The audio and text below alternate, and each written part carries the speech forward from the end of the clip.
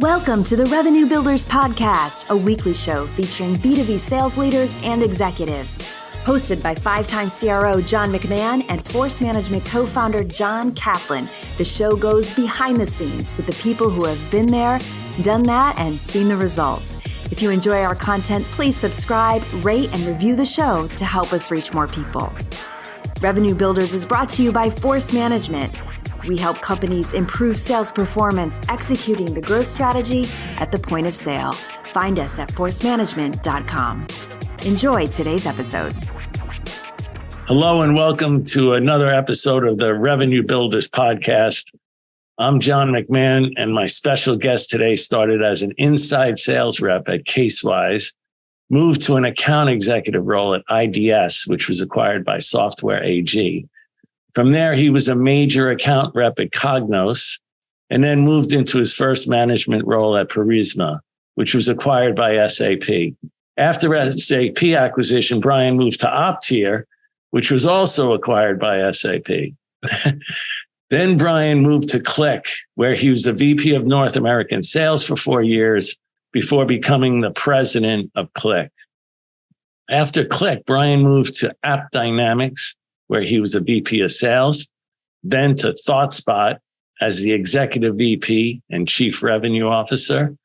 Today, and for the last 2.5 years, we find Brian McCarthy as the chief revenue officer at Rubric. Brian, welcome, man. How are you? I'm good, John. Thanks. Thanks for spending time with us today. Absolutely. Trip down memory lane listening to that. I remember like it was yesterday. That first Casewise job. First time I remember reverse engineering how to figure out how to make some money. I'll never forget calling my brother-in-law. His name was Rich Christie, who's been a wildly successful enterprise software rep for a lot of years, places like MuleSoft for 6 years and Atiza for 6 years and so on, just really successful in his career. But he got me an interview right out of school, this company called Casewise. And I remember calling him 30 days later saying, "Hey man, I think I figured this thing out. What I figured is for every 30 dials I make, I get a hold of 10 people. And every 10 people I get a hold of, I book 3 meetings. And every 3 meetings, I can close a deal." And it was very transactional. Right. And it was before SDR's world. So we were actually like, closers. And I remember him saying, "Brother, if you just show up every day, you're going to be successful. The problem is most people just don't show up every day ready to work." That's so true. And what were you doing? Banging out like 100 phone calls a day? Absolutely. It was very simple. It was like, how many is everybody making? All right, if I do X amount more, I'm going to be the top one. And I was young, John. I was 20 years old. I finished school early. I graduated in 3 years. Not for any brilliance, but my wife, who's now my wife, was my girlfriend at the time, but she was a year ahead of me. And I figured out if she left, she was from Louisville. And I figured out if she left school without me, I would lose her. So I figured freshman year, I was like, I better get through school quickly here. And so I actually sold for Northwestern Mutual. The one thing that's probably not on the resume while I was in college. Okay. And I sold to like professors and people. And then I got into, software. So I was young and I got promoted to the field like a baby, man. I was 22 years old. I was field rep. So very fortunate. People believed in me, gave me opportunity, and made the most of it. Yeah, that's a big move, especially going from just pounding cold calls to unreal. Even though you were a closer, to going now outside and looking at people face to face, especially in bigger companies where they may not be one sole buyer of your product. Right. Exactly. It's a little political. Yeah. So I looked at your LinkedIn. You grew up in the Philadelphia area? I did. John, I'm one of 12 kids, man. 12. Big Irish Catholic family. Wow. Number God 10. Bless your mom and dad. Yeah, no kidding. Number 10 of 12. And grew up right on the outskirts of Philadelphia, a little tiny place called Jenkintown. 7 boys, 5 girls. We grew up the old Irish way and throw another potato in the pot, kind of a thing. But my dad was a janitor and a taxi cab driver. He also worked down the docks unloading boats. He went to 10th grade. My mom actually just started high school. Only went to like 9th grade at Cardinal Doherty. You wouldn't know it. Smartest uneducated person that you'll ever meet, knows more about anything. Wildly successful in her own right. But my dad actually passed away when we were young. So my mom was widowed with a bunch of babies. How old was your dad died? He was 51 when he died. Died at 48. Mine died at 40. Yeah, it was tough. Yeah, it makes you grow up quick. Yeah, it does. I was young. I was just about turned 7. So it was 3, 5, 7, 9, on the way up. And, when you go through that, like 2 things can happen, especially with a big family. You can either splinter and kind of all go your own way. And there's a lot of resentment. Why did this happen to us? Or you kind of come together, and we were fortunate and blessed to kind of all come together. In fact, all 12 of us live within 45 minutes of each other. 50. I was just going to ask you that. Yeah. That's amazing. So big holiday celebrations and birthday celebrations. Yeah, absolutely. My mom actually lives with me. She's lived with my wife and our 5 kids for the last 14 years. We've had her living with us, which has been a blessing. I'm sure at times I drive her crazy. I'm a little type A, but she loves it. I think she loves being around the kids. So now, what about sports fan? You an Eagles, Flyers, Sixers, Phillies fan? Sorry to tell you, John. I have all 4 sports. We in college. I grew up rooting on the Fighting Irish, being a McCarthy growing up here. From college sports, and then was a 4-for-4 guy, like the Flyers, the Phillies, Eagles, and Sixers. Really love baseball. So Phillies probably my favorite. Then probably the Eagles and Flyers. Playoff time. It's been really rough following them the last couple of years. So when they get good, I'm one of those bandwagon folks that show up come playoff time. I don't know if you're too young to remember a guy that played for the Phillies named Mike Schmidt. Oh yeah, of course. He's in my golf club up here in Rhode Island. And oh wow. So I don't know that he's in the club. I had just joined, and a guy that wasn't a sports fan says, "Let's go play golf tomorrow." And I'll go get 2 other guys. And he says, "Well, this one guy, Mike, you met at dinner last night, and the other guy's name is Mike." And remember, he's not a sports fan. So he says, "Well, the guy's a little older, and he told me that he played baseball." I say, "Well, does the guy have a last name?" And he goes, "Schmidt." And I go, "What? Mike Schmidt, he hit 550 home runs in a non-steroid era. What do you mean baseball? The guy was a vacuum cleaner at third base." Yeah. And had a rocket for an arm too. Yeah. Oh my gosh. Yeah. So good. Hey, let's jump into this a little bit. So, I've read and heard a lot about you and the way in which you manage people. And I think it's been foundational to your success. Let's talk a little bit about, how you think you manage people and why is it a differentiator, for you in terms of not only managing people, but, training and enabling people? Yeah. Great question, John. So I kind of think about management. Maybe it's not unique, but at the time, early on when I first started leading, I thought it was fairly unique in that I didn't think anybody was going to listen to what I had to say. I was so young, man. Like I was a baby coming into leadership. 29 years old. I was young.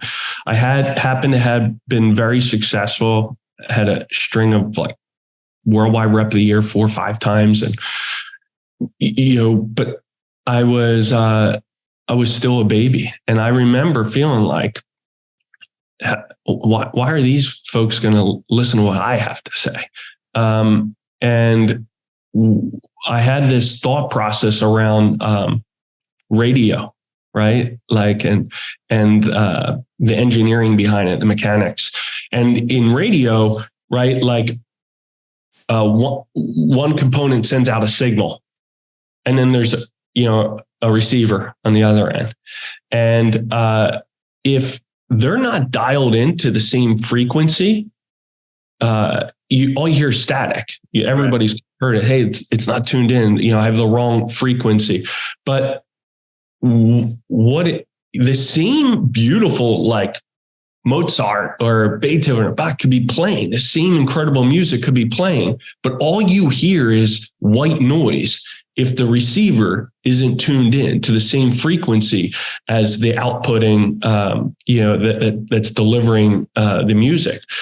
And so it occurred to me. I played basketball kind of growing up. We grew up, we boxed and fought and all that kind of stuff. So it was a different. I grew up different probably than most people my generation. But McCarthy family and the McMahon family, we also boxed and fought. So. Yeah, there you go. So I fully understand it.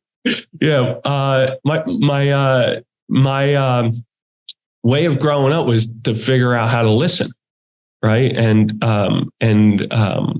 understand what was being communicated to me. And in the ring, it's survival, and in hoops, it's playing time. And I was I would say well coached, maybe not the best athlete, but coaches love me. And I knew what needed to be done. I listened well and executed. And in sports, made up for probably some of my lack of athletic ability. And so what I observed was there was a lot of leadership or management that never took the time to ensure that their team was dialed into the right frequency. And so they were saying all the right things, communicating all the right messages around activity and, qualification and, PG and being thoughtful around your time and all the things that are important. But if you listen to a bunch of sales reps, they had a bit of disdain for leadership. And the reason for it was like, oh man, they don't care about me. They're yelling at the scoreboard, so to speak, as everybody's heard that. Or they're, critical, highly critical. They're just telling me what's wrong. And what occurred to me is that they were sitting there on a different frequency, and all they heard was white noise. And so the foundational element to giving to ensuring people could be well coached, well cared for, and progress their career, I felt was to love them. And people, over the years have felt awkward. First time Brian McCarthy says, "Hey man, I love you," or "Hey, love you guys, love you all." And everyone's like, "Man, that sounds so crazy." And I always have to communicate what I mean by it. And what I mean by like, I love you isn't some romanticized love or something like that, but it's rooted in St. Thomas Aquinas's theological truth of love, which basically is to will the good of another. That's it. To love someone is to will the good of the other in a benevolent sense. And I always teach that and communicate it like, hey, I love you. I care about you. I will the good of you. I want you to be able to achieve your hopes, your dreams, your goals. And so when I'm coaching, I'm talking to you and I'm finding areas to help you.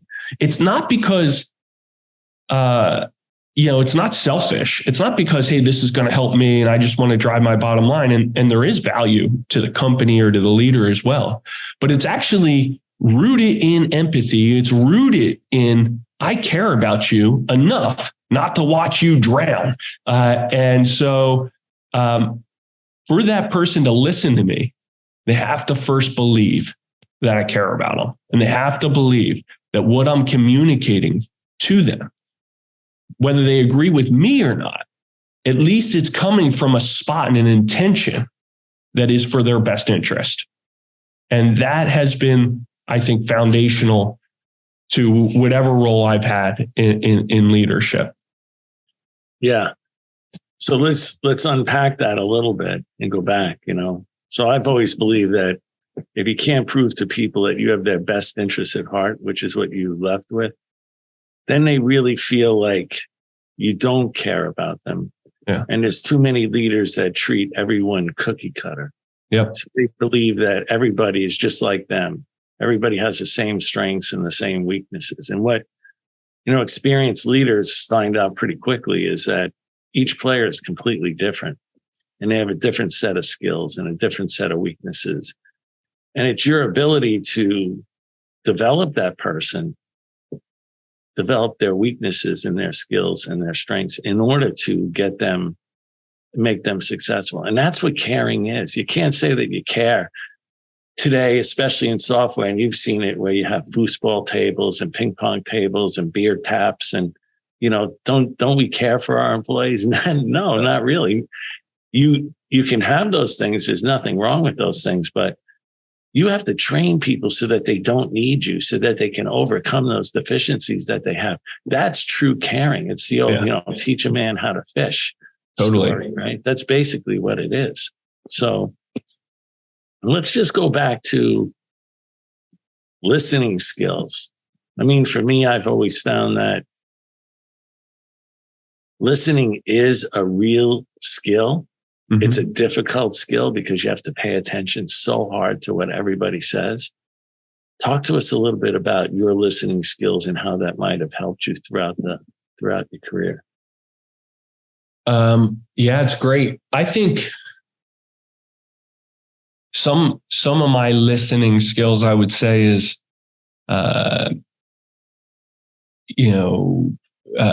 nature, nurture kind of a thing. Like, you grow up in the 10th of 12, you sit on some steps trying to hear downstairs to every word that the adults are saying. And, you're sitting at a kitchen table. You're listening a lot more than you're speaking, especially when you're 10 of 12. Yeah. When you're one of the runts. And so, I think part of that was easier for me to be observant. I would say I'm naturally or have grown up to be very observant. I listen with my eyes and my ears. I see how people react to what I say.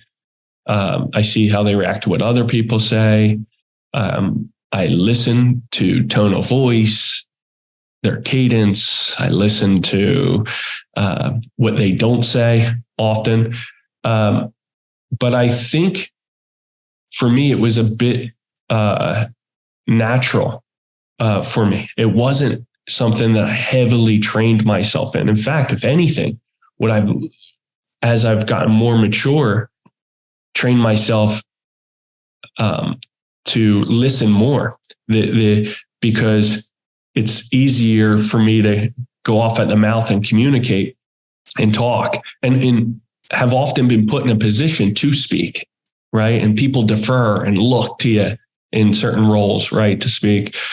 And so it's actually been practicing a discipline and a little bit of self-mastery and I'm not great at it, but to try to, be even more focused on not being the first to speak, listen, try to be more efficient with words and allow others to communicate. But the curiosity is something that has been in me forever. I studied theology and history in undergraduate, like not exactly a skill set that anybody, it wasn't like I was going to go be a priest or a teacher. I just was super interested in both topics, and I was curious. And I went to school not because I was looking for what it was going to do or like propel me to something. I just was interested in those topics to learn. And I've always kind of been curious. I read a lot.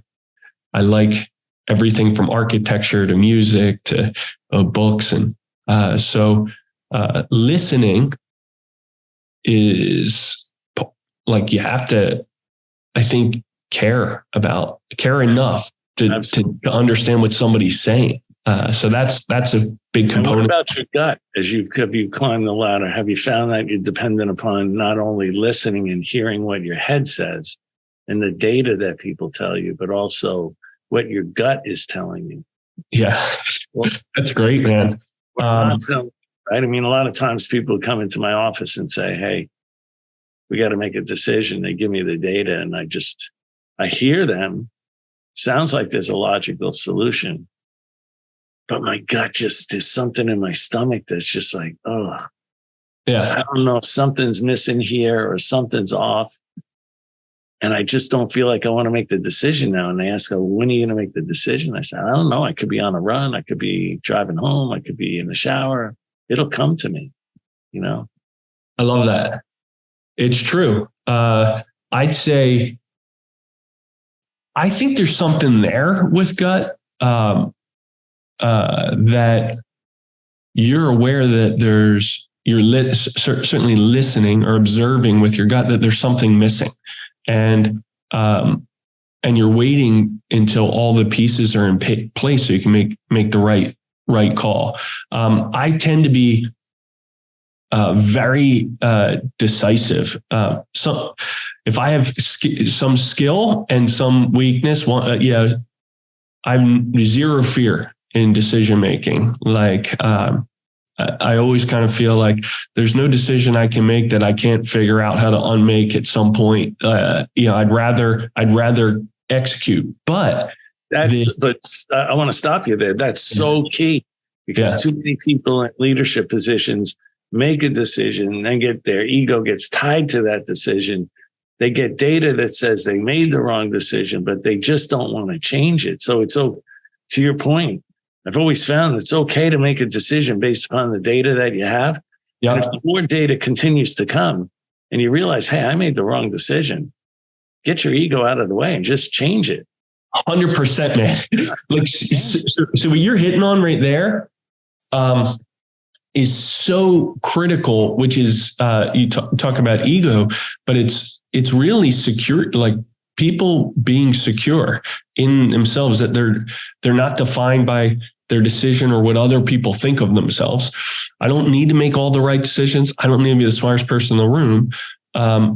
But decisions need to be made. I'm going to make them. And if I'm proved wrong, I'm going to course correct very quickly. And, not that you're on a yo-yo, but, thoughtful speed has value. And, for sure. So I've erred on that. But when it comes to like gut observability, I tend to be like, I always look at the data. But my gut is seeing other things like that the data doesn't see at times, right? So there is something to it. And if you're really listening, you're listening to what the data tells you. You're listening to what your eyes are telling you, what you see, what your gut tells you. And, if you're great at building organizations, you're also listening to key people in key spots. Like for me, JP, we talked about right in the pre, like listening to people that also have eyes on things and data to be able to, bring all the data points in and then quickly execute, I think is critical. Yeah. What about, you talked a little bit about, we touched on the managing piece. What about the enabling piece, the training and development of people? Yeah. So at Rubric, we did something I think that was a bit different that had been done in that I took somebody in like JP Bolin that had never been officially in enablement, although that's fundamentally the job of a leader, is to enable and to coach and develop. But he was the best at that. And I saw that one of his skills as a leader, in fact, his best skill as a leader, was breaking down complex things and making them simple and easy to digest, and to be able to facilitate that across a large group so that they could internalize it and get better. And so then my best sales pitch was convincing JP to leave the field. He was running the Americas for me in the past at ThoughtSpot. Had a number of CRO opportunities himself that he was evaluating once I decided I was going to leave. But I convinced him that. I shouldn't say convinced. I walked through with him. We talked. We dialogued about what he really wanted out of his life, and where he found his most fulfillment. And he found his most fulfillment in seeing other people be really successful and coaching and developing them. I said, dude, what if we could go build a $50 billion company together over here? Like, what if we could build a machinery that was rooted in changing people's lives, that was invested in teaching people how to lead, leaders and leaders of leaders who've never been second line before, never been third, how that works, never really have, bringing people in to the fold that never had an opportunity to sell because they were in a different pond, so to speak, right? Some of the unique things that you do in training that you might consider, well, this is pretty unique. It's not just classroom style. It's different. Well, we immediately were a force management, customer. We love Kaplan and team. He did an incredible job, but I had implemented that a number of times, and it's always so impressive, like amazing, right? But it's the muscle memory of building it. Building the muscle internally to institutionalize it that either makes it a wild success or not, right? You can have the world. You got to force people to be involved in doing it. I think exactly. So there was along their lines, there was a Benjamin Franklin quote that I always remember. He said, "Tell me and I forget. Teach me and I may remember. Yeah. Involve me and I will learn." I love that. Yeah. I saw that. So you can't, the classroom, the one-to-many stuff. Yeah. That's the teach me and I forget, Yeah. Tell me and I forget. It's when you get people, up to whiteboards or in role plays where they're involved, those types of activities where they really have to know the material and practice the materials that they really start to learn. Totally. So one of the things that we did that was differentiated is that we basically took our successful sellers, pulled them out of the field and put them into enablement. A number of them. A guy who was in majors, Brian Zissel, who went to club 2 years in a row. He wanted to move into leadership. I said, "Hey, that's excellent. You're moving to enablement. You got to learn how to teach, coach, develop. And when you're good at that, then you can go into leadership." We've done this now. I think that's so powerful. Sorry for cutting you off there. That's so powerful. You don't have to take people out of the field and stick them into these sales ops or enablement programs and leave them there for life. They basically, it's really good if they come out, if they're a top-notch sales rep, that they have the headroom that eventually you're going to promote them to a manager. Have them understand how to really teach and coach a whole different group of people for like a year and a half or so. And then they have that in their DNA. And now when you put them into a management role, they do such a much better job.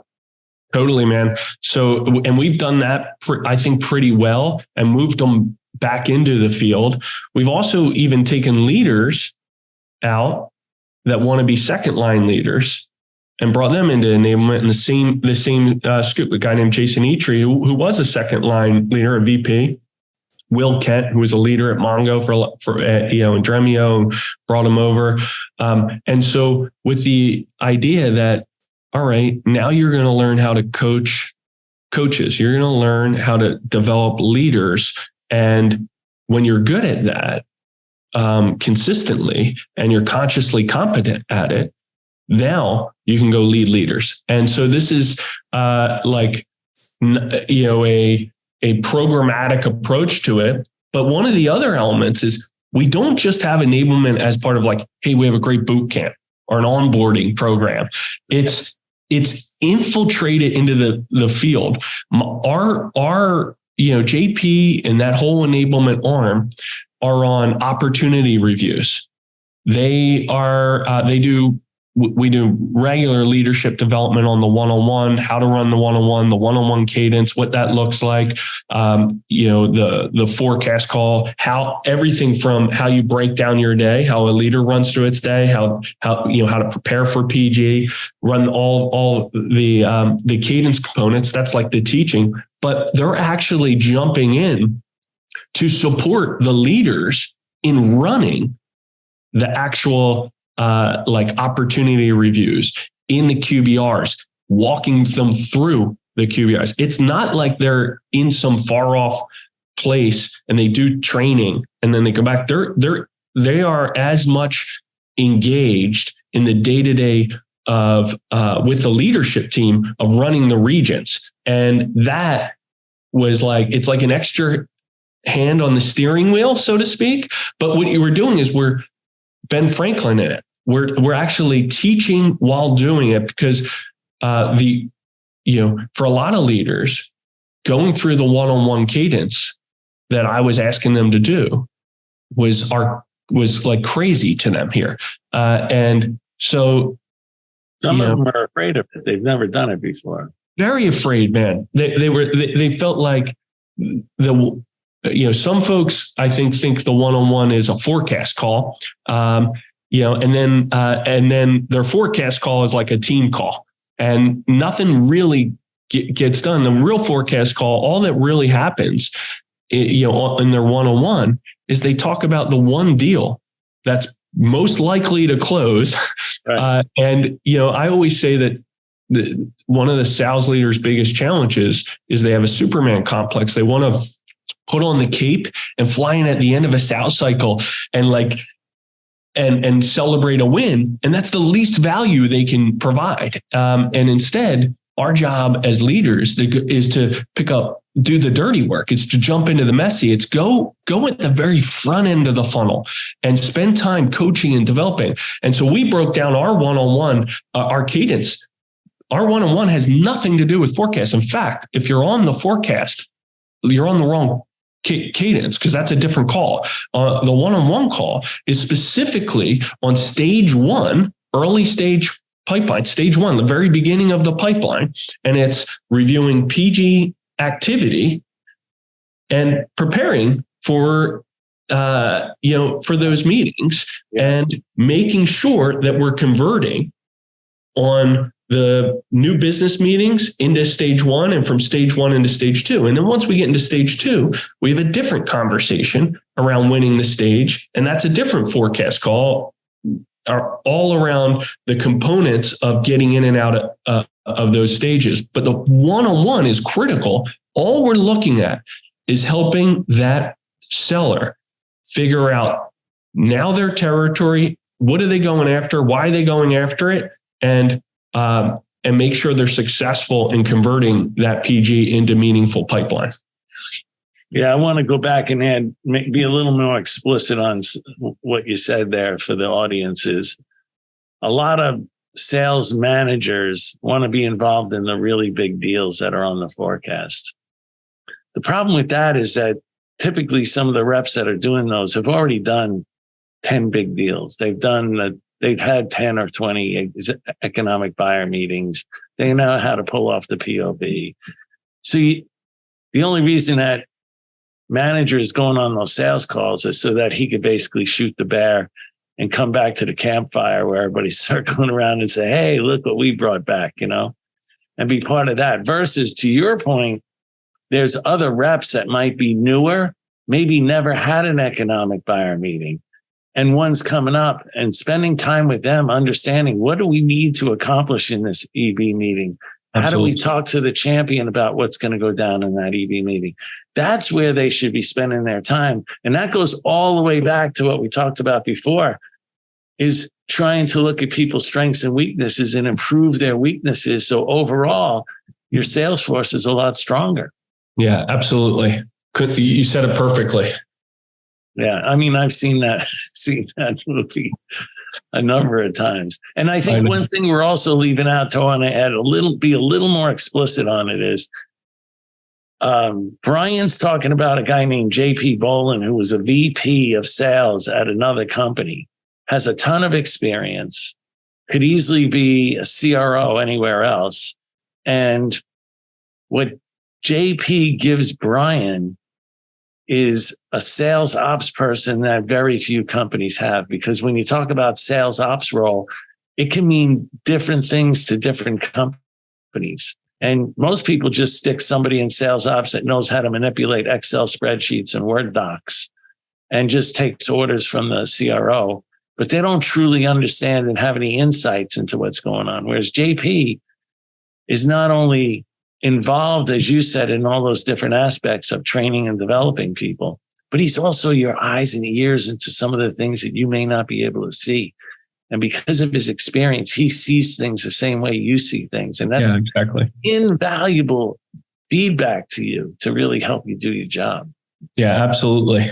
Key element. I highly recommend. I told Ashim, from Greylock and Ravi from Lightspeed, to been blessed to work with both of those guys for a few companies now, and told them both. I said, don't hire another CRO unless they're bringing, without asking them the question of who you're bringing in for your leverage execution play. Because I wouldn't do this job again without someone in that role that can provide you that execution element of it. The thing is, man, the CRO gig, especially at scale, we have 500 some sellers, did over $1 billion in billing. At scale, you need 3-4 of you guys running around doing this thing. I was going to say that. Yeah, it has to expand, and you need, as a CRO, as your organization gets bigger and bigger, I kind of think of it as like a house. When you first started as a startup, you maybe had 1 or 2 pillars that held the organization up. And then as it grows, you need 5 or 6, and you need a second story, and you need more pillars in there. So You constantly have to add pillars to help you do your job. Otherwise, things are going to start to fall on your plate. Exactly. Which really shouldn't fall on your plate. And what does that say? That says I'm either lacking a leader in that spot or I need to replace a leader in that spot. 100%, John. One of the other things to that, which I think that you just hit on, that sparked my mind, that if young in career or up and coming leaders are moving to senior leadership for the first time, if I could speak to that, it's rooted in security. Like, somebody asked me one time, and I always hate the question, what's your superpower? I'm like, I don't consider it myself a superhuman, so I don't really have superpowers. But someone asked me that, and I said, if there was going to be something that I would say that I had in spades that helped me, it was I was a very secure person. And I always give my mom credit to that, because after my dad died, she loved the insecurity out of me. I was we were poor, had nothing, big ears and trying to fit in. It was I was an awkward young kid, right? And I remember sitting on the porch with me, constantly reinforcing that I was loved, that I had great purpose, and that I was good, that was worthwhile. So all the work paid off. And so what that enabled me to do as a leader is I can go hire whoever I have zero insecurity to be I don't want to hire another CRO. What if they know something that I don't know?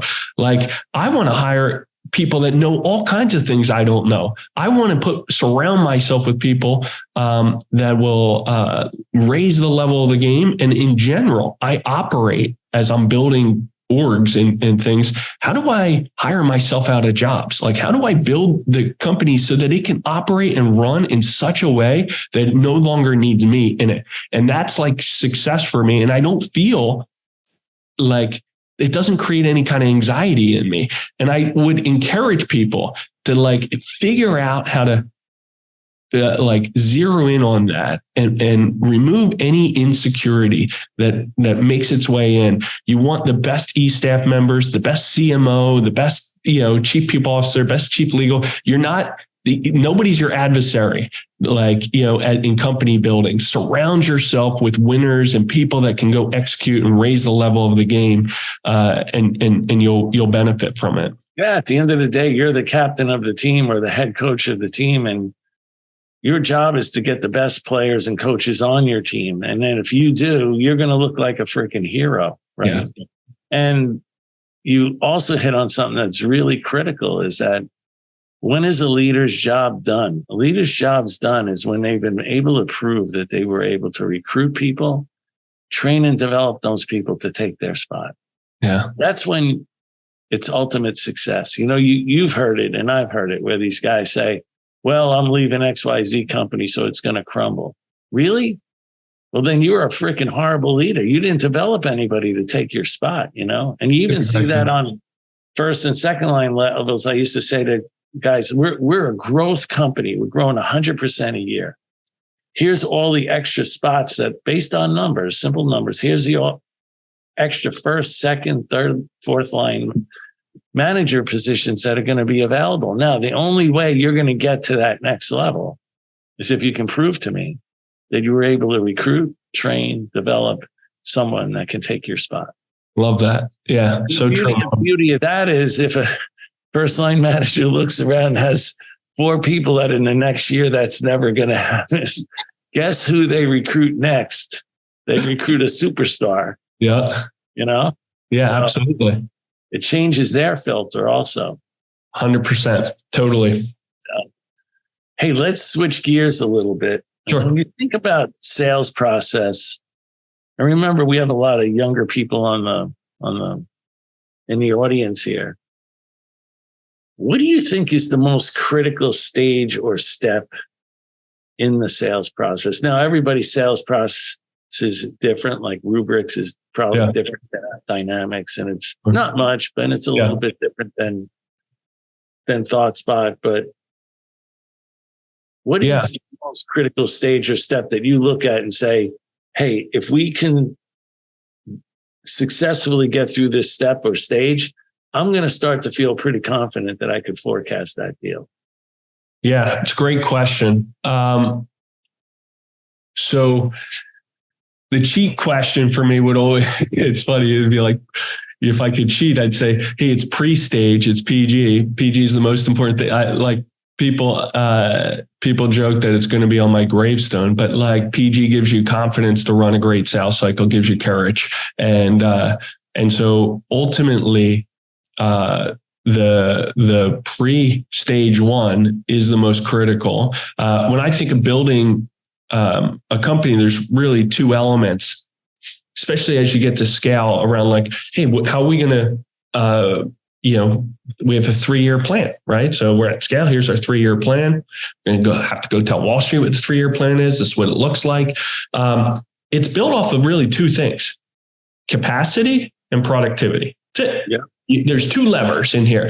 And so I can either a very expensive, sales and marketing as a percent of, revenue. If I just focus on capacity, but that's an element. I just hire more and more heads, but that's what zeroes you in on productivity. And on productivity, there's 3 levels, 3 things. That's it, that you can improve productivity. You can improve productivity by increasing your win rate. You win more deals than you're in. You can increase productivity by having more deals per person to close, right? So that's one of your other levers. Or 3, you can increase productivity by demanding more premium for your goods and services. So you have 3 things. You can either sell more than your peers, that increases the productivity. You can close at a much higher rate than your peers, or you can build pipeline faster than your peers. And so the first piece of that, I would say, is the pipeline. Then when I look into our sales stages, we're really, really, really focused, John, on winning the stage. This is something I've talked about ad nauseum, I think, for the last, not just at Rubric, but in the past companies. Your job isn't to sell software. That's not it. Your job is to focus on winning the stage, and in winning the stage, we enable champions to go sell for us when we're not in the room. And when champions sell software, we enable them. And so I would say the thing if I was going to answer the question in a very particular direct way, I would say the thing that impacts that productivity the most is the ability to influence the required capabilities is probably the number one component in the stage that allows you to demand a premium for your goods and services and improve your win rate more than probably anything else. Because if you can do that properly, then you're aligning the sales cycle to where your core differentiation shines. And you're also doing it in a way that's enabling your champion to have a clear path to be able to differentiate for you and to buy for you. Because if the requirements have been influenced in a way that align to you, that champion can execute that sales cycle more quickly. They understand those requirements, what's needed, and in addition to what's needed, what the quantifiable value of delivering those required capabilities are. So for us, I would say it's stage 2, and I'll wrap this in a bow real quick. So I had this one leader one time tell me, "Hey, I think we have a challenge in stage 4." And I said, "Well, why is that your focus and your challenge?" And they said, "Well, I think we're losing control at the end of the sales cycle." And I was like, I said, "Listen, in all my years, I've never found anybody lose control at the end. I'm fairly sure. Let's go back in the stages. It's an output of what you lost control in early in the sales cycle. And it's in stage 2 for us. What that means is in stage 2, to get out of stage 2, you had to have access to the EB. You had to have already validated and tested a champion. We had to have 3 whys that were rooted in quantifiable value. And you had to have influenced the required capabilities and validated that in an echo back to the EB before you move into the prove it, the POV, stage 3. So stage 2 for us, if we win stage 2, this is just, I'm going to give you actual numbers. We win 83% of every deal that ever exits stage 2. That's because it's focused in on those exit criteria, and then stage 3, stage 4, stage 5 build on it. But it's really at that stage 2, that early stage, getting it right, that ensures that you can go win the deal. Yeah, when you look back, if we really simplify it for people, what Brian's saying is the reason you got to lock down that criteria, that decision criteria, is that's basically the customer shopping list. And that shopping list says, we need these specific capabilities in order to solve specific pains that we have. And those differentiators align directly to those pains. And if you can lock that down early in the sales process, it really says that the customer is buying what you're selling. I used to always wonder when I was in for myself early on, I used to think, are they going to buy what I'm selling? Or are they buying something else? How do I know? And the only way I knew was my differentiators were in there because I was good enough to align those to the pains that they had. So, and then to your point, now you have to have that champion that can help you lock down that criteria, make sure that it doesn't change. And that's the way you can kind of be in control, because you can't be in control by yourself in a sales process. You need a champion to be in control. They can formalize and finalize that criteria and help you carry that criteria through the economic buyer meeting and into the POV, where if you can, again, keep that same criteria, you're almost guaranteed to win. So I always think that stage 2, to your point, is so mission critical, because that aligns to you getting the economic buyer meeting with the champion.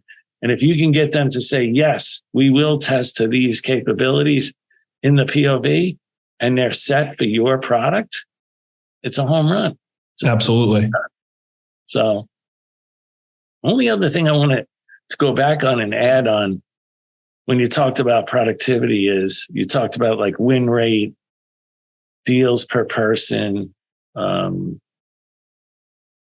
I like to also add recruiting and training, because, your productivity first gets up quickly because, one, you recruited the right people. Yep. 2, you now onboarded them and trained them so well, which you do.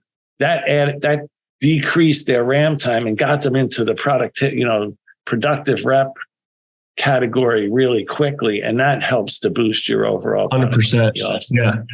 And where it shows, so where that shows up, John, is they have the ability to win, to build pipeline, and to have increased the size of the ACV, right? So because it's a constant game, right?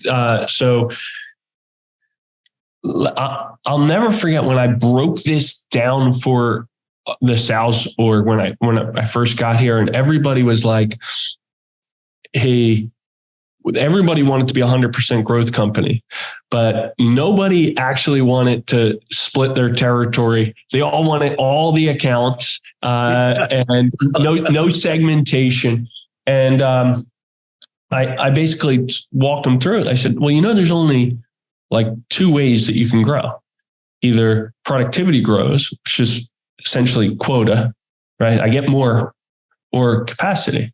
So if we're going to grow 100%, and we don't want to cut territories, we're just going to double quota every year. And everyone's like, well, that doesn't make any sense. It's impossible. It's literally just a mathematical equation of what your outputs are. So then it comes down to, you're constantly onboarding in a high growth company, to your point, shrinking the ramp time, getting them productive faster than ever. But then you're not done. It's a never ending thing. You have to raise the productivity bar on even your ramped people every year, or else you're not going to continue to be able to grow. So it is, productivity is the number one element, to focus in on if you want to build a company at scale. You got to get folks ramped fast, to your point, and then you got to get there can be no end in sight in getting better. It's a constant getting better game, or else the mechanics don't work. It shows up on all the financial statements. Exactly. Productivity per rep, average productivity per rep drops in any quarter, the financial statements are not going to look that good. If totally it goes up, almost every number on the financial statement is going to look really good too. Exactly. Yeah. So a lot of people don't understand it, when you talk about average productivity per rep and how mission critical it is. And to your point, like you said, you have headcount, you have productivity. So headcount's what the CEO is giving you. So you're limited by that. And productivity is something that you have an effect on. And that's the most meaningful piece. And that's what all sales leaders need to understand. Absolutely. And then what kills you in that whole productivity thing, as you've seen, is churn, right? Attrition. That's why I like to go add productivity to part of it, because recruiting to part of it, because if I recruit the wrong people and everything else is perfect, I'm going to start to churn some of these people, right? Absolutely. Yep. When you're literally going through the plan. So this is helpful for folks that are listening to think about like how plans are built. You have attrition assumptions. You put it on there. You have productivity assumptions, productivity per head, ramping and ramped, and you have capacity plan. You want to win, you impact those three elements. It means you hire faster, you get to capacity faster than you were. You get the head count. If I can get there faster and recruit faster, I have more sellers on the street. I'm going to do more revenue. If I can impact attrition and I attrit 1%, 2% under, now I beat plan. If I can get productivity and I can beat productivity by 1 or 2%, now I beat plan. You want to beat plan by 10%. It actually is as simple as going back to when I was at Casewise, and it's 10, 3, 1. It's like, this is how you beat plan consistently, as you're shaping companies, is you have baseline rooted in history. This was our productivity last year. Here was our attrition rate last year. Here's the sales capacity. Here's how long it took us. Well, how do you want to beat it? Oh, we got to do better than we did last year on each of these elements. And that's what happens in these hyper growth companies. It's actually a simple model, and and I know that it's very hard to pull it off. So, but because all those elements that we labeled underneath ramp time, productivity, and churn are difficult for most organizations to get right on a continuous basis, especially when you're scaling well over 100% a year, right? Yep, 100%. You're right. So let's talk about metrics a little bit, right? We touched on it for the first time in a podcast with Carlos Delatorre, and you and I just talked about 3 pretty meaningful metrics. But what metrics do you kind of track during the quarter to say, okay, it's still going the way that I thought it was going based upon my forecast to the CEO? And then after the quarter, what are some of the metrics that you look at to review and say, ooh, that wasn't so good. We might have to make an adjustment there. Here's some other ones that were really positive. Yeah. So we look at, a lot. We know kind of going into a quarter what our conversion looks like at each stage. So how much at stage 5 will convert, how much stage 4, how much stage 3, stage 2, how much pipeline is created in quarter and closes in quarter, and how much pipeline is brought in quarter. And I know which quarter, I know how that looks every single quarter. So let's stay right there, because there's so many companies I see where they say, well, we're going into the quarter and we have 4X, in pipeline. And and I know that doesn't matter, because the 4X could all be in the first stage of the sales process. Exactly. So we're dead. So yeah. I always hated that. And I'm really glad to hear you say, let's look at where these deals are in each stage and understand what our historical conversion rates are for each stage. Yep. And then how much are we going to get out from those different stages as time moves on? Exactly.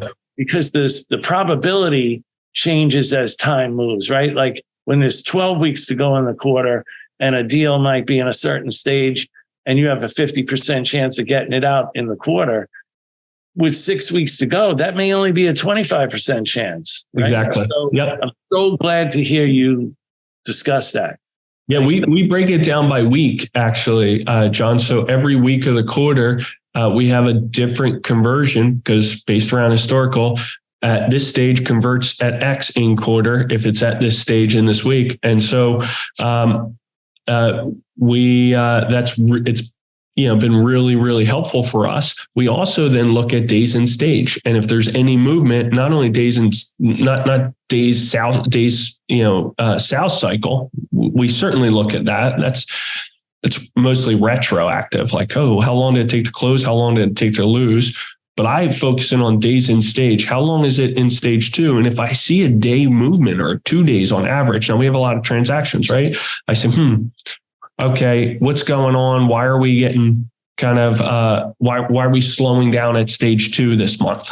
Kind of a thing, right? And how do we, convert that? And it enables us to be very proactive before you get to the close 1 stage around focusing resource, time, energy, and and sales leadership on the right areas that you can make impact on, while you're in quarter on some of these challenges.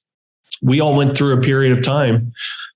Rubrik's fortunate from a product market fit perspective, right? Ransomware, cyber, threats, and the ability to be resilient in the face of, cyber bullies and criminals is top of mind. Yet, like most folks over the last year, I've seen a friction towards the end of a sales cycle, right? Towards the end is an extra friction on every dollar that's focused on. And so we didn't wait really until it was like, oh, we didn't get surprised. Because we're looking at it per stage, we were like, man, stage 4 is taking a little longer this month. So what can we do? How do we address that before we're kind of out of the quarter? How do we make sure we double down on EB, coming back to the EB and our close plan, crystallize and crisp up our quantifiable value, make sure that why anything doc is super tight, and test our champions, test them that they're good and they have a clear path. And then we are also able, if you're in that spot, to kind of adjust things around. Like, hey, we need even more pipeline if you get a little bit of friction. And so we've been able to adjust front end PG targets, so how many new business meetings do we need a quarter? Well, just because you needed 8 last quarter doesn't mean you need 8 this quarter if the impact on the sales cycle changes, right? And the buying behavior, you might need 9, to be able to have the same outcome. And so there some of the metrics we look at: front end new business meetings, leading indicators of like meetings per week and new business meetings set. Then we look at conversion of new business meeting into stage 1. How often are they converting into stage 1? And then we look at each stage conversion rate and the days in stage. They're the biggest metric points to us, but it also, John, helps us figure out where to coach. So to your point was like, absolutely, not yell at the scoreboard. It's like, well, not everybody has the same challenge. Some people are having trouble finding the right persona for their MBM. They're dialing for dollars. It's not an effort issue. So your coaching to them isn't going to be do more meetings. It's going to be, hey, let's take a look at your territory plan. Who are you going after and why? Why are you prioritizing this? And let me understand what stories you're using that you're telling, and what pain are you positioning here. Oh, walk them through it. If they're booking a lot of MBMs and they don't convert to stage 1, you're coaching something else. Let's go through your first meeting deck. Help me to understand what you're doing. What are you doing, SC? What story are you anchoring on? What's your prep? Let me look at your point of view before you go into the meeting. If you're stuck at stage 1 and it's not converting to stage 2, then we're looking at something else. Talk to me about your champion plan. Help me understand, your 3 whys. How detailed? Is it quantifiable? Had they signed off on it? Like, that's the point of coaching. If you're not looking at each step and each stage, you become a noisy gong just saying all the things versus the pointed things that are going to help them improve the area that they in particular need help with. Yeah, I agree. You look at each transition from, discovery to scoping to the economic buyer meeting. Somebody thinks they're doing a good job, but they can't get to the economic buyer meeting. Okay, maybe they did all their homework, but they still haven't found the champion, Right. Economic buyer meeting, or they say they did, and then they fail in the POV. Okay, yeah. So you actually didn't have the economic buyer meeting because you really didn't have a champion. You had a coach, and you didn't really have the decision criteria locked down, or the competition's champion had a stronghold over the POV. So yeah, there's so much that goes into it. But to your point, looking at those different steps in each stage and each stage on its own, And what does it take to convert from one to the other? And do my people have the knowledge and do they have the skill set to get there? So sometimes they can have the knowledge, they can know what to do, but nobody's actually gone in the meeting with them as a leader. Totally. So let me show you actually how this happens. I'll do it the first time. Second time, you're going to do it. Let's go do this together.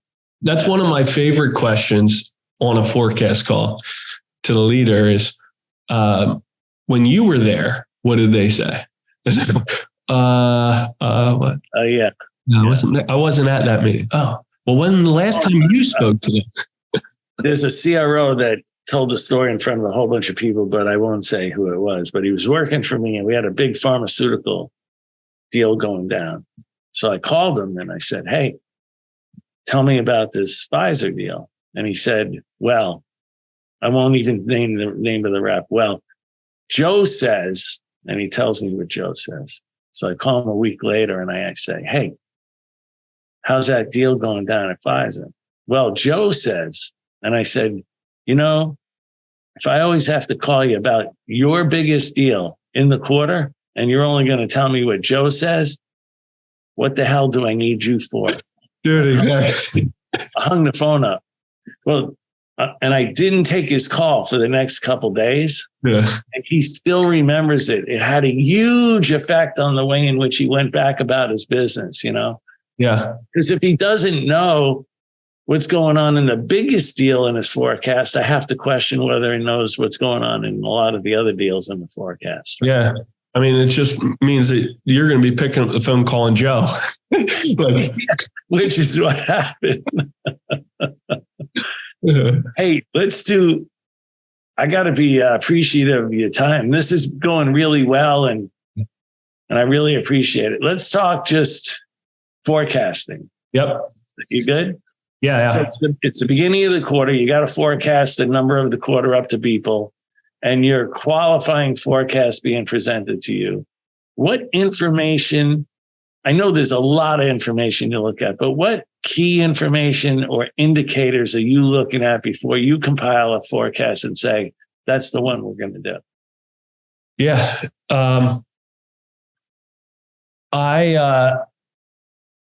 It's the answer slightly different over time because, over time you also develop a deep understanding of how everybody else forecasts as well. So I know where you're going. You adjust accordingly to that. But I tend to, like I said, I look at the forecast. My team, if you talk to my team, they'll be like, man, he has like a science approach to the forecast. Meaning I push everybody through the forecast conversation, so, okay.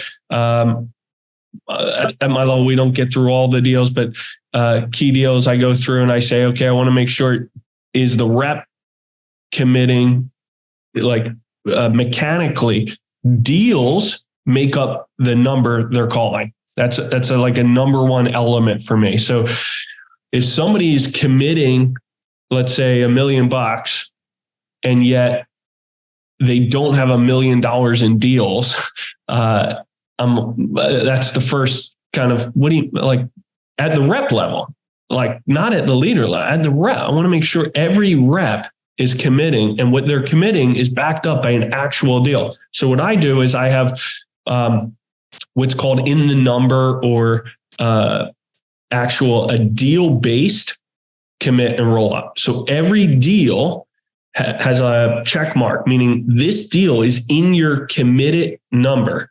And the reason for that is because what I don't want to happen is, hey, I delivered my number, but not with any of the deals that I said I was going to close. With all these other deals closed, the deals they all slipped. And so we track which deals make up your number. And then I go through, this is my own probably problem, neurosis, but then I go through the deals and I look at which stage they're in at the beginning of a quarter. And I say, okay, so out of your deal roll up, And, we have made 1,000 deals in quarter, but I'm looking at them and I say, okay, well, I break it out and I see how much of your deals are in stage 2, stage 3, stage 4, and stage 5 that are in commit. And then I focus in on stage 2 and I say, you have a deal commit of this, but you haven't yet exited stage 2. How's that possible?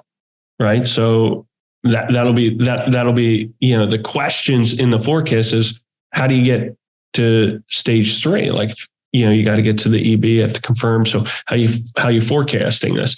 And usually if they're forecasting in stage 2, it's because existing customer, they have access, they have a step, they know it's a budget, but they have some new product that we're going to POV. So but mostly it's usually kind of late stage. And so what ends up happening is, for us, I'm forecasting what I know is tight from the in stage, in being called from a deal, qualifying out things that I think are a little bit loose. But then I'm also looking at what we call gap deals, which are all the other deals that are moving through the sales cycle. And I happen to know how much are going to close based around, history. And then I'll go in and I'll put a focus on stage and say, okay, here are the big ones and the key ones. Let's get all over it. Here are the questions that we need to drive through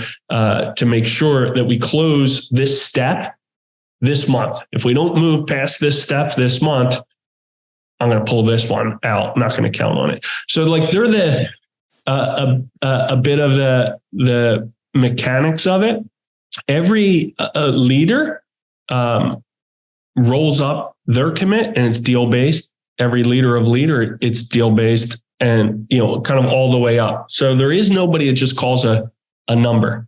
We don't have any of that. Nobody has a number based. They're all based around deals that are in there. Now, I happen to know, based around all the data that I go through, if we're going to close X amount that nobody sees yet. It's not even in the forecast yet. It's pipeline gets created in quarter and closed in quarter.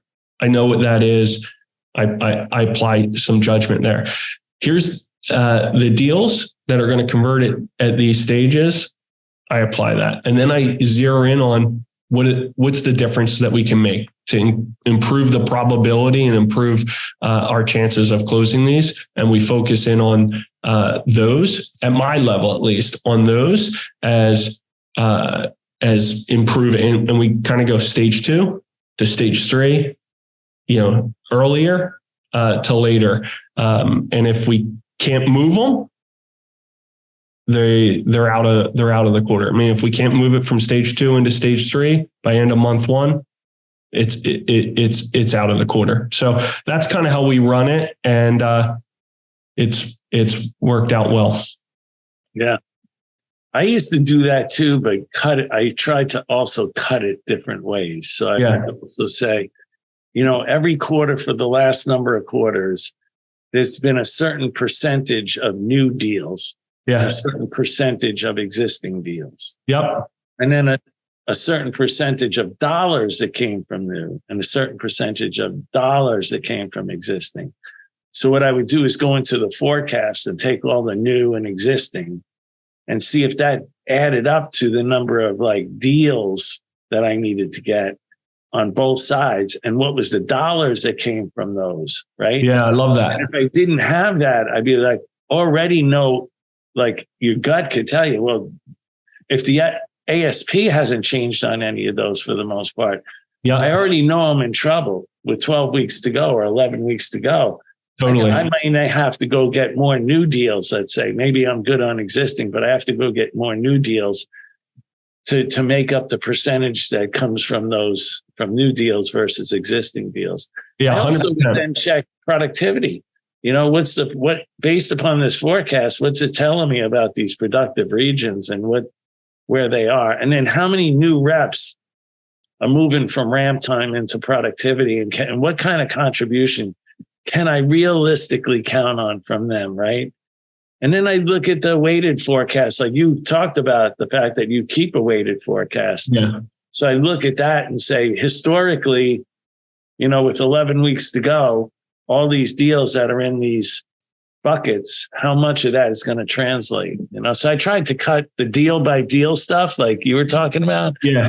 Like 3 or 4 different ways to give me a good feel. And another point that you brought up earlier, but I don't think it was very explicit to you have some leaders that consistently over forecast, and you have a number of leaders that consistently, wear rose-colored glasses and never get to the number. Yep, exactly. I used to actually say to them, look, don't change. Because if you change, you're going to screw up my forecast. That's what I was getting at. Like, I don't know how, I know I know where they're going to land much better than what they're putting into their Clary. I have a much better idea of exactly where they're going to land, plus or minus. And I usually tell them too, as I'm going through. I'll go through and be like, okay, so here's where each of your people are. Here's the range. Worse is this. All right. I think you're going to be about 2.5 million more than you're calling here, but okay, got it. And they'll be like, hey, should I raise? I'm like, no, it's your forecast, man. Like, don't ask me that I should do your forecast. I just know where you're going to end up. And then don't you have the artists, the ones that kind of like, most people have to work, 20 deals and you went through the numbers earlier in the podcast just to get like one. And then you have these people that I've always found it's a small percentage of the sales force, but they're artists. They do things subconsciously that other reps it needs to be very regimented. And then what they'll have 2 or 3 deals that they keep in their back pocket. They're never putting it into the CRM system or into Clary. And they just put it in when there's like 4 weeks to go and they know the paperwork's going through the company. So you have to count on those people too. Exactly. Those people drive me nuts, but you love them because they deliver. You have to love them. Exactly. Well, Brian, I feel like we went over an hour. Thank you so much for your time. I feel like we could have kept going. I got other subjects I'd love to talk to you about, so maybe we have to have you back another time. But yeah, I'd love to. Brian McCarthy, thank you so much for being on the Revenue Builders podcast. I really appreciate it. Pleasure, John, being on, and thank you. I'm sure you get it a lot. Maybe not, but thank you for all you've done. As I opened up, I said, I remember years ago reaching out to you right after Mark Thurman started at Qlik, and he's one of my good buds. But I reached out and said, hey, how does it feel? How does it feel to be teaching people that never worked for you, like myself and so many others? And you graciously responded in minutes, but it is amazing, how many folks continue to learn from you. Certainly, John Kaplan and team. But I'm grateful for you investing in so many people that have gone on and invested in me. So thank you. God bless you. Love the conversation. Be well. It was fun. All right. And thanks everyone for listening to another episode of the Revenue Builders podcast. Thanks for listening to today's episode. Be sure to check us out at forcemanagement.com.